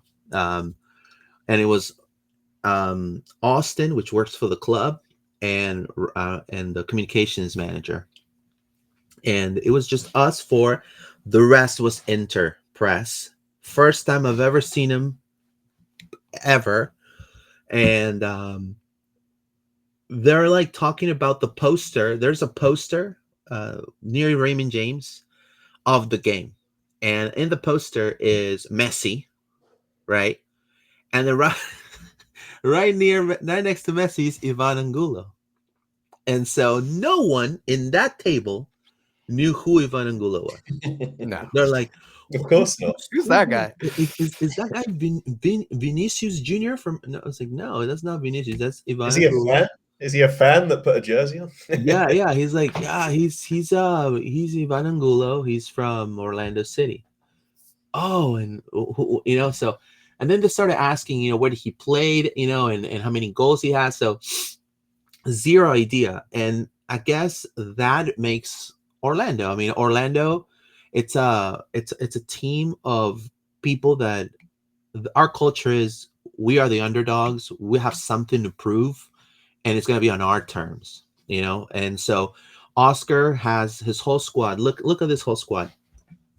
Ramiro, top striker, comes from Banfield, small club in Argentina. You have Martin Ojeda, Godoy Cruz, very small club in Argentina, great stats. Angulo benched a whole entire season in Palmeiras, loaned out everywhere, most minutes in the MLS for Orlando City. So Orlando is built with gritty players that have something to prove, something to say, vocal, ready to prove something to the world. And those are the type of players we're getting. Yes, I would love to have like a Romelu Lukaku on my striking corps. Of course, who wouldn't want one? But obviously, Orlando sees the investment on the long term. So if right now I'm buying Lukaku for 20 million, in 3 years, am I gonna sell him for 21 million, or he's gonna go down his stock and I may lose 10 million because now he will only be worth 10? So they're looking for that as well. So I don't know if that makes any sense, John. But no, this is what Taylor says. What we know about the club. Yeah. So, on all of that, then, if we're finishing where we're finishing in the league, what does this mean for the postseason? Luis, you have Eastern Conference semis is the furthest we go. Paula has us winning the whole thing, taking out MLS champs. Great. I love that positivity from Paula. Taylor, where you got us finishing in the postseason? What the hell, MLS champs? What the hell, man? Oh, you going in? There you go. You're throwing it all in there? I'm going in. All right. I like this positivity. Okay. Why do you think that? Why this year and not last year? Because I'm sick and tired of not doing it. You're like, I'll manifest it. Well, that happens. But look, like I love to be serious. I put it there because I want to believe. I believe in our locker room. I believe we've got the right head coach. Listen, it's going to be incredibly tough, isn't it? I think if I'm really, really honest about it, the way the dominoes fell last season, I think last season was the time to do it. And even then, if we made MLS Cup, that Galaxy team was no joke either. That would have been real tough. But I don't think the dominoes will fall like that for a fair few Major League Soccer seasons yet. But, I'm a great believer that in sport, what follows great disappointment can be some incredible heights. I remember when we lost MLS's back to Timbers, just look what we did after that, and then the Open Cup came after that. And, that feeling in the locker room after, Red Bulls come down to our place, and I really believed that was going to be our night. I really did. I just remember how I felt. I was so broken by that. When Facu missed that goal, dude, I was like, it's not happening. Like, it's just not going to happen. I was so broken by that game, but that's the fuel. These are the kind of, memories, experiences that Oscar will, none of us are privy to the locker room. Heck, I'd love to watch on Amazon, like a fly on the wall, just how he rouses the guys. But, I'm guessing that these are the things, the motivational speeches and things he taps into to, get the most out of our gritty players, and he'll be using it this year for sure. But as I reiterate and repeat again, I don't want to see us sleepwalking, the first half of the season, Matt Doyle, everyone who grades us, it's almost become like it's not a laughing matter for me, but it's like how Orlando, they'll mess around, Like, as soon as it hits summer, they'll sit on the gas. That's not a great team for me. A great team is someone who can sustain it throughout, and that's the next level we have to jump. And if we do that, I'll be even more full in the belief that, maybe we can go all the way. But heck, I'm putting it. I think it might be a controversial hot take for me to say this, but I would rather we have a really consistent season and come first and win the Supporter Shield and win the East. Right. And, probably that's because I'm an English guy who believes in, that's the way the sport should be.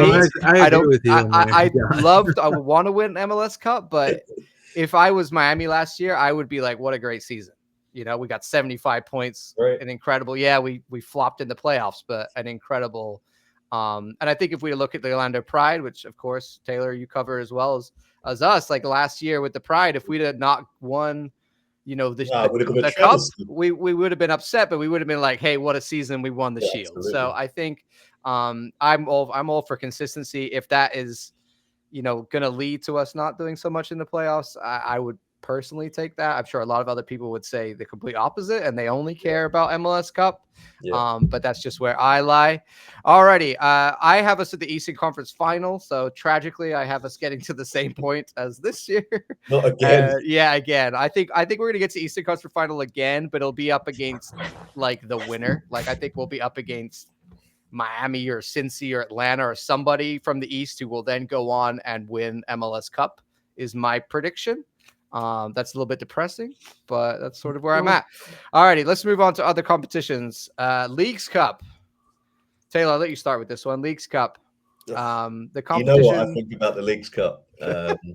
You all saw my boycott last season. Yes. I mean, fortunately, we're back in the Open Cup, which is I'm so pleased about that. I don't even need to go into all of that. You know where I stand on that debate. Leagues Cup, I genuinely. I get, let's say route into the CONCACAF Champions Cup. There's some weight there. The fact we're back in the Open Cup as well now. I might watch these ones, but I'm still, it's still not a competition I'm really infused by. Maybe that's because I'm not, from the States. Obviously I'm from England. I understand there's a huge rivalry between the States and Mexico. So maybe I just don't get it, but.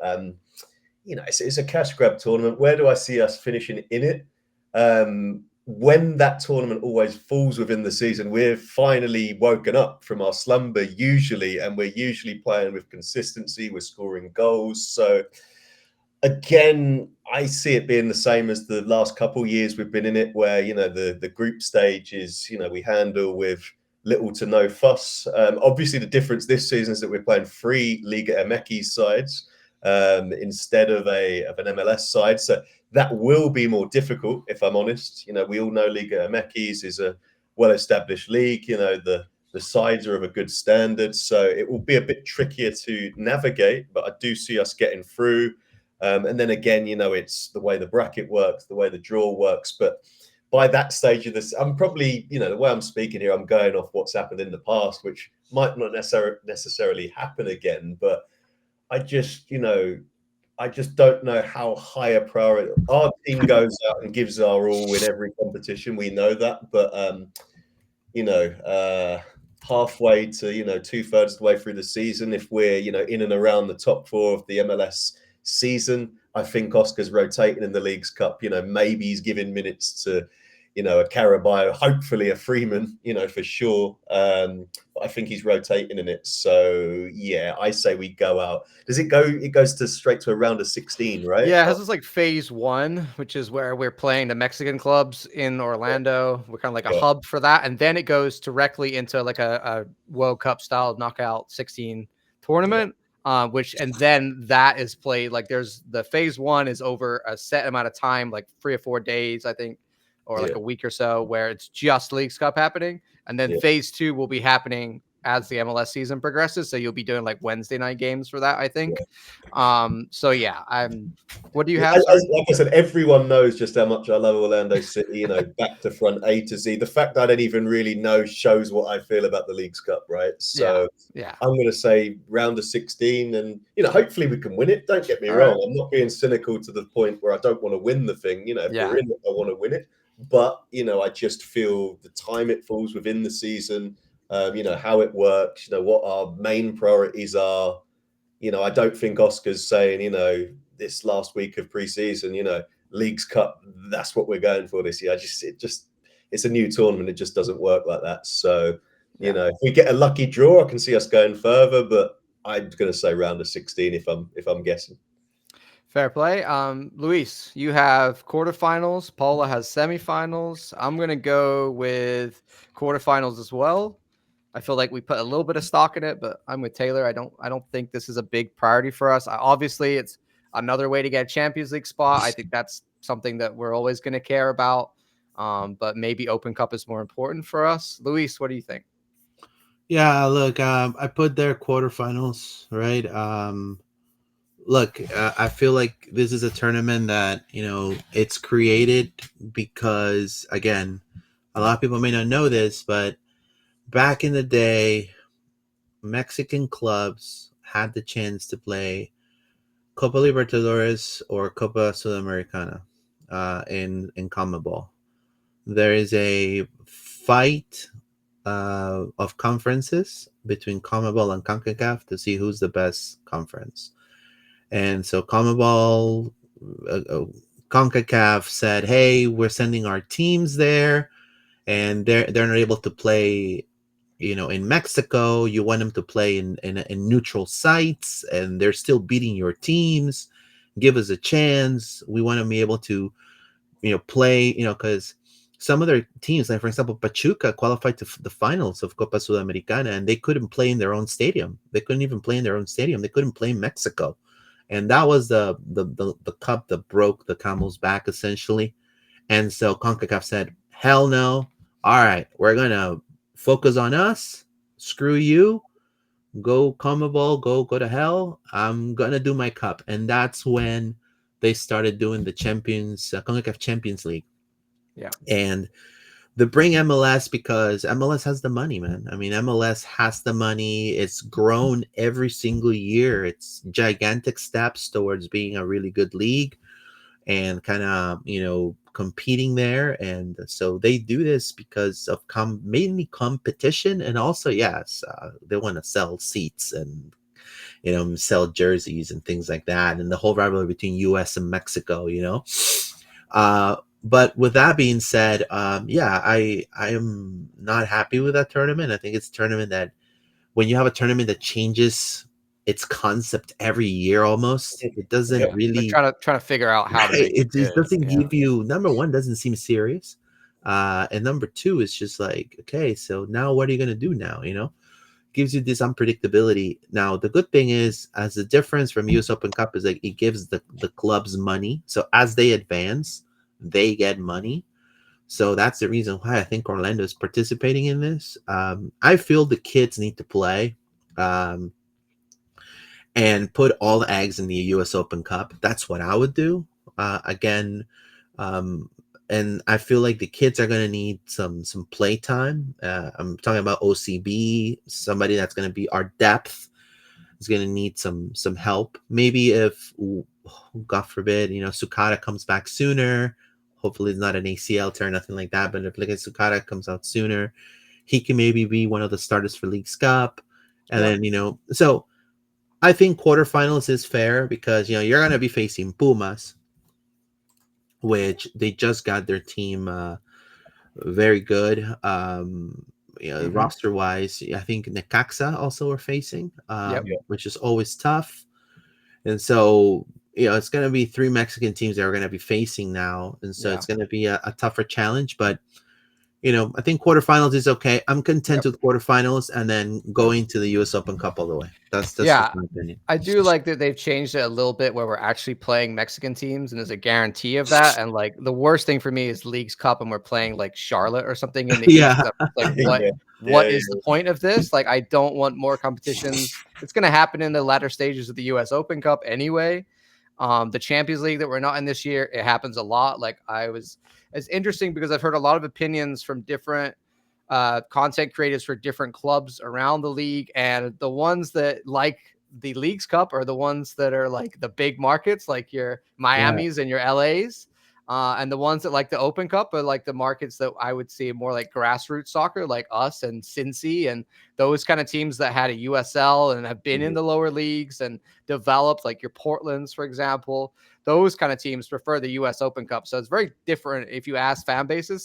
Some fan bases are like, sweet, we're not in the Open Cup. That's great. And other fan bases are like, why are we not in the Open Cup? Or Uh, other fan bases like, yeah, we're in the Leagues Cup. Or whereas we're like, why? What? We don't want to be in the Leagues Cup. So I do think the MLS has tried to make it better with this, like you're only in certain tournaments, but it just seems very strange. And like yeah, every I year they're going to agree have with an you. announcement about what tournaments you're in. Mm. That's wild. Anyway, moving on. The U.S. Open Cup. Taylor, how do you feel about this one? Delighted we're back in it for starters. I think we're going to make the final. I was just reminding myself of the MLS clubs that are in the Open Cup. And Yeah. what I'll start this segment by saying is that back in 2022, when we won it, and I was there, and I'm a football romantic, and it'll forever be right up there in terms of my football memories, getting our hands on that trophy. Amazing how that trip came together, all of it. That's why I'll forever, not just because of that, but that's forever, why I have, space in my heart for the Open Cup. But just looking at the teams, the MLS teams that will be competing in it this year in the Open Cup, I think we'll go further in that than the Leagues Cup simply because it's easier to win. There's no Inter Miami in the Open Cup this year. There's no LAFC. There's no Galaxy. There's no Atlanta United. There's 4 teams I've said straight away that would be really tough to play in a final. None of those guys are in it. I'm just, to say some of the teams that are in the Open Cup this year, strong teams in my book anyway. NYCFC are there, Red Bulls, our Conquerors are there, Charlotte. Charlotte are there. But a That's lot of the other it, teams, really, man. Like it's not a lot. no, there's not a lot of great teams in there. This is why I think we can go far in the Open Cup if we put stock in it, which I believe Oscar will do. But I'm gonna, I've got us down as MLS champs, so it would be crazy positive if we were gonna do a double, Oh, Open. that'll be, That's oh what man. Paula's got. She's got us doing I'll a be, double. Paula's got it. I yeah. love that. I I'll be love that. like, I'm man. praying, but yeah, if I've got us as MLS Cup champs, Yeah. I think we can go far, though. Honestly, it's just actually reassured me even more. Just casting my eye down the list of teams in it. I think Oscar will respect it based on our history. Based on where everyone knows what the Open Cup's about in Orlando, and I think we can go far. And I think I like what Luis says. Let's use the Leagues Cup to blood the kids. Yeah. And give them minutes. Let's put more stock in the Open Cup because it's easier to win. I think that's the distinction compared to the Leagues Cup, where you've got all those top MLS sides and the Liga MX sides as well. It's going to be harder to win that. Plus, I feel like teams like Charlotte, what other teams are playing US Open Cup? I think they're gonna put their starting squad in the latter stages. I think if Yeah, we go with our full squad during the whole entire tournament, yeah. we have a huge chance of winning another US Open Cup. I mean, And in there, I'm reading Chicago Fire Open Cup, San yeah, Jose Earthquakes. I yeah, mean, these Yeah. were bad teams in yeah, 2024. yeah. They're Houston, Minnesota, Dallas, New England Revs, Union. I mean, there's a lot of teams we can feel we can have the Yeah. better of in there. And some of them are going to be playing with their B teams in the US Open Cup. Right. And if we go play with the players now and we use a mix of youth and maybe starting a Leagues Cup, it'll be great. I mean, I'll be honest with you, our market for Orlando gains 0 with Pumas, Necaxa, and Atlas coming. Like, yes, it's gonna probably a lot of the Latino fans are gonna come, but you also have to see Sure. what day are they coming. If it's on a Wednesday, dude, I could tell you right now, not a lot of people are going to come to see Atlas or Necaxa or Yep. Pumas. So it just really doesn't benefit us a whole lot when it comes to exposure. And again, and this is one thing that they failed to realize. The Mexicans are never going to give the Americans the respect they want when it comes to soccer because of that old stigma of the MLS. Yeah. Yeah. And the Mexicans still feel they have a upper tier team league that it's superior than MLS, and that whether you want to unite and make this tournament and make it all nice, it's still there. I mean, it's not going to go away unless the US wins the World Cup. If US wins the World Cup, then it's they're going to shut up. But honestly, Let's win the double first, right, let's win the before the double World Cup. first. Yeah. Alrighty, guys. That I believe is every category we went through. I did mention, but of course, last year we did not play in the Open Cup. We got to the group Yeah. stage of the Leagues Cup. So right now we're feeling pretty confident in both the MLS. I think Open Cup is a great shout. I'm like you, Taylor. I'm licking my lips looking at those teams there and what we could possibly do. So regardless, we want to get some kind of trophy this season. I think last year was a good year, but a lot of people felt like we should have left with something. And we kind of left it all on the table. So hopefully this year we're going to be lifting a trophy, maybe two. Who knows? That would be awesome. So we'll see. Do you guys have any last thoughts? Anything else you want to kind of say about predictions for this season? Any hot wild takes that you're like, you know what? Maybe I think this is going to happen this year. Just before we sign off, I wanted Yeah. to ask you both, actually, Luis and John. When it happens once, it's random. When it seems to happen season in, season out, it's a trend. Why do you think that we tend to, in general, spend that first half of regular seasons, kind of? Is it because I don't want to? I want you to answer. I don't want to answer my own question, but is it because we constantly changing the roster every year and we need to allow players to bed in? Why do we seem to get it together mid-season? Well, I mean, yes, yes, I agree with you there. I think last season it was more of like bringing in some players that weren't used to the MLS, but I just feel it's just overconfidence, at least in my opinion too, because they had such a great preseason. They play against Flamengo, like they were giving Flamengo the time of day. So some of the players came, very eager, and I think that eagerness after the first game in the MLS kind of died down. It kind of hit you with reality, and then didn't know how to react. And then also the constant changes in the lineup. I think that some of the lineups, Oscar was trying a 4-3-3, and then it's just Faku playing on the other side, and then so I think that affected us, and also the other teams played. The other teams played. Now in this scenario, I feel like we have a core, for next season, for this upcoming season. We have a core of players that already are used to a system, and all we are adding is certain specific pieces. I am a little concerned of hopefully, Pasalic and Nico Rodriguez are what we're looking for on the right wing.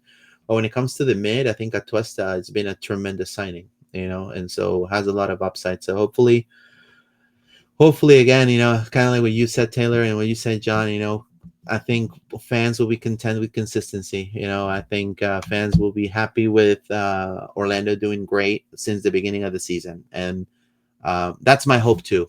So Yeah. Yeah. I think to answer that question, Taylor's, I think that a lot of the other years we've been very tied to like Facundo and how he starts the year, and like a lot of what we did went through yeah, him. He was like that energy driver, that piece, and until he started to like figure it out in the year, I Yeah. think it kind of inhibited our attack. I think Ojeda also was still learning last year a bit at the beginning of the year. This year, I feel like it could not happen because of that. I feel like we have a better chance of hitting the ground running because I don't feel like Pasalic is the main focus. I think our attack is focused around Ojeda. I think he knows what he's doing. I also think that last year we struggled a lot at the beginning of the year with just having like consistent performers out of players that we know are really good, like Pedro, for example, had a terrible start to Yeah, the he did. year. Jansen had a terrible start to the Yeah. year. Like a lot of our defense just all played badly, and like not like, you could say that's Oscar's fault. I think they just weren't playing well, and it took a while to get out of that hole. It is a trend. It is something that bothers us. It is something that I know is a big sticking point with the fan base. And yeah, like I said, I would love to see us win the Supporter Shield, just because then we're looking at a season that is consistent and we're getting a lot of points. Oscar, during his time, so he came in 2020. He's always had pretty good, it's always been more wins than losses. We've never had a season. There Yeah. was the 2022 season where we actually ended with the same amount of wins and losses. But last year we won 44% of our games. So if we can get into that sort of winning 15, 16 55. games, maybe draw a few more, Yeah. turn a few of those losses Yeah. into draws and wins, We're gonna especially be at the beginning great. of the season. Like if we go 2 or 3 games unbeaten, lose a game, 2 or 3 games unbeaten, lose a game, that is going to end up in a similar situation, instead of just doing the whole first half of the year terrible and the second half of the year really well. I just want to see it a bit more, spread out, a bit more balance, a bit more consistency throughout the year. And I think there is a chance of that this year. I think, like I said, we don't live and die by Faku. And hopefully we can start well. Last year, like we said, we're incredible in preseason, and then the season started and we were flat on our face. So maybe it'll work the other way around. that's The literally fact what we've not won a preseason game means we're going to smoke No, you in for 5-0. sure. I mean, that's what we've been saying is like, don't take any stock in this because it doesn't mean anything. And we could start. And I was very encouraged by that Miami game. I think there was a lot of positives there. I'm hopeful that our new players don't take as long to bed in as well. And that will be a big difference.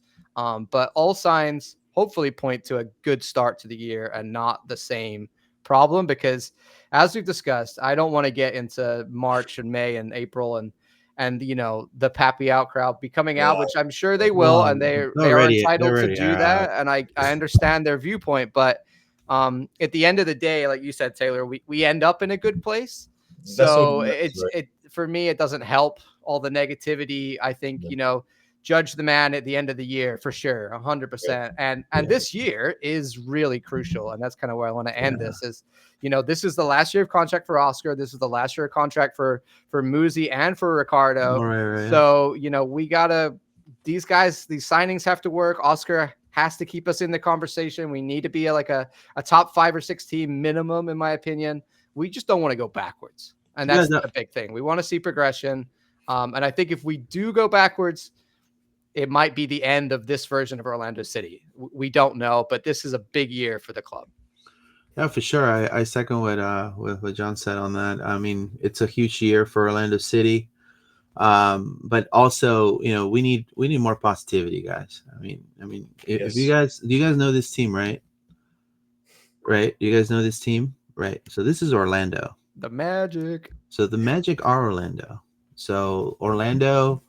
We're not the Lakers. We're not the Boston Celtics. We're Orlando, and so we have our own way of doing things. I know that Orlando is a hub of people from all over the world coming in, but there's also Central Floridians that know what I'm talking about.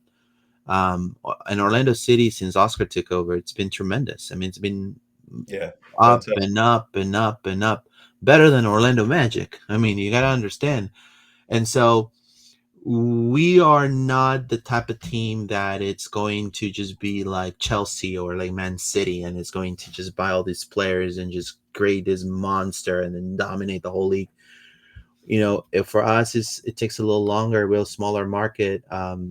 Even for sponsorship, it's a little different. You have to appeal it in a different way, and fans need to be a little more positive, in my opinion. I mean, what I've read online, it's just, I mean, if I'm a player, dude, I want to grab a gun, man. Like, honestly, like, it's crazy. People are throwing away the season, and the season hasn't even started. They're crying about a scarf. They're crying about the jersey. They don't like the bolt in the back. They don't like the pattern. They don't like this and that. I'm like, yo, can we be happy for once? Eastern Conference Championship, Eastern Conference Finals, for crying out loud. What can you say? So the good thing about this is that fuels these players clearly because they're outperforming themselves year after year. So if they're doing this to bring the hate, fantastic. Let it all out and let have the players show out.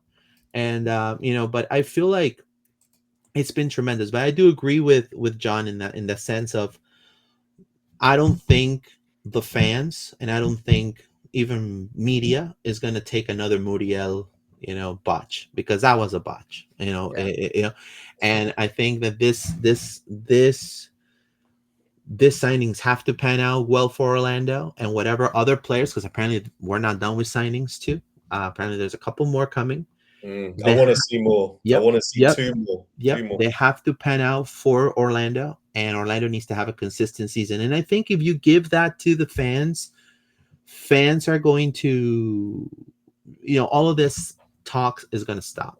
I mean, I think fans are we need to be united as an Orlando City community for Orlando City to do great, not just jibby jabba amongst each other, or like just throwing away the season and just saying, oh look, Atlanta and oh Miami. We're not Miami, we're not Atlanta, we're a different market, we're Orlando City. Like it's completely different. We Yes, played a different ball game. indeed.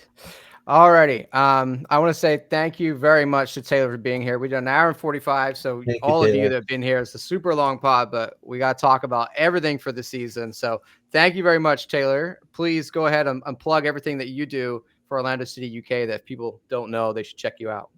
Thanks for having me on, guys. Been a pleasure as always. So we are our website is weareorlandocityuk.com. Again, we'll be doing our stats previews throughout 2025. So we'll be breaking down every matchup across all the competitions, expert stats for each, so you can catch them on there. We're still on X, which is at Orlando_City UK, and yeah, exciting time of year. Really looking forward to it. So yeah, you've got my juices flowing. Chatting. Taylor, you do these great kind of walk and talks on the day of the game where you're just walking in his neighborhood in England and giving us your thoughts on the game. So check those out. Those are great, like fun little previews that you do. I personally enjoy those, as well as you also have a great way where you collect all the Twitter reactions and Facebook reactions and all that to stuff that happens around. So definitely encourage everybody to check out Taylor and everything that he does, as well as his depth charts and all. And happy to have you here again, man. Thank you for being on the pod. I, like you, am very excited. We are less than a week away from the home opener. So of course we have a pod that came out on Monday. We got Pride pod that came out on Monday. Go check those things out. I think already we should get Taylor back for the Pride season preview. I feel like we got to do one this year. And he would be a great person to do that with. So thank you to everybody that's here. If you're on YouTube, go ahead and like the video, subscribe if you're not subscribed. If you're watching on X, go ahead and like the video. You can comment on any of the social media platforms on Blue Sky, Twitter, Facebook, Instagram, anywhere you see our content, comment, and we will get back to you. Always happy to interact with Orlando City fans.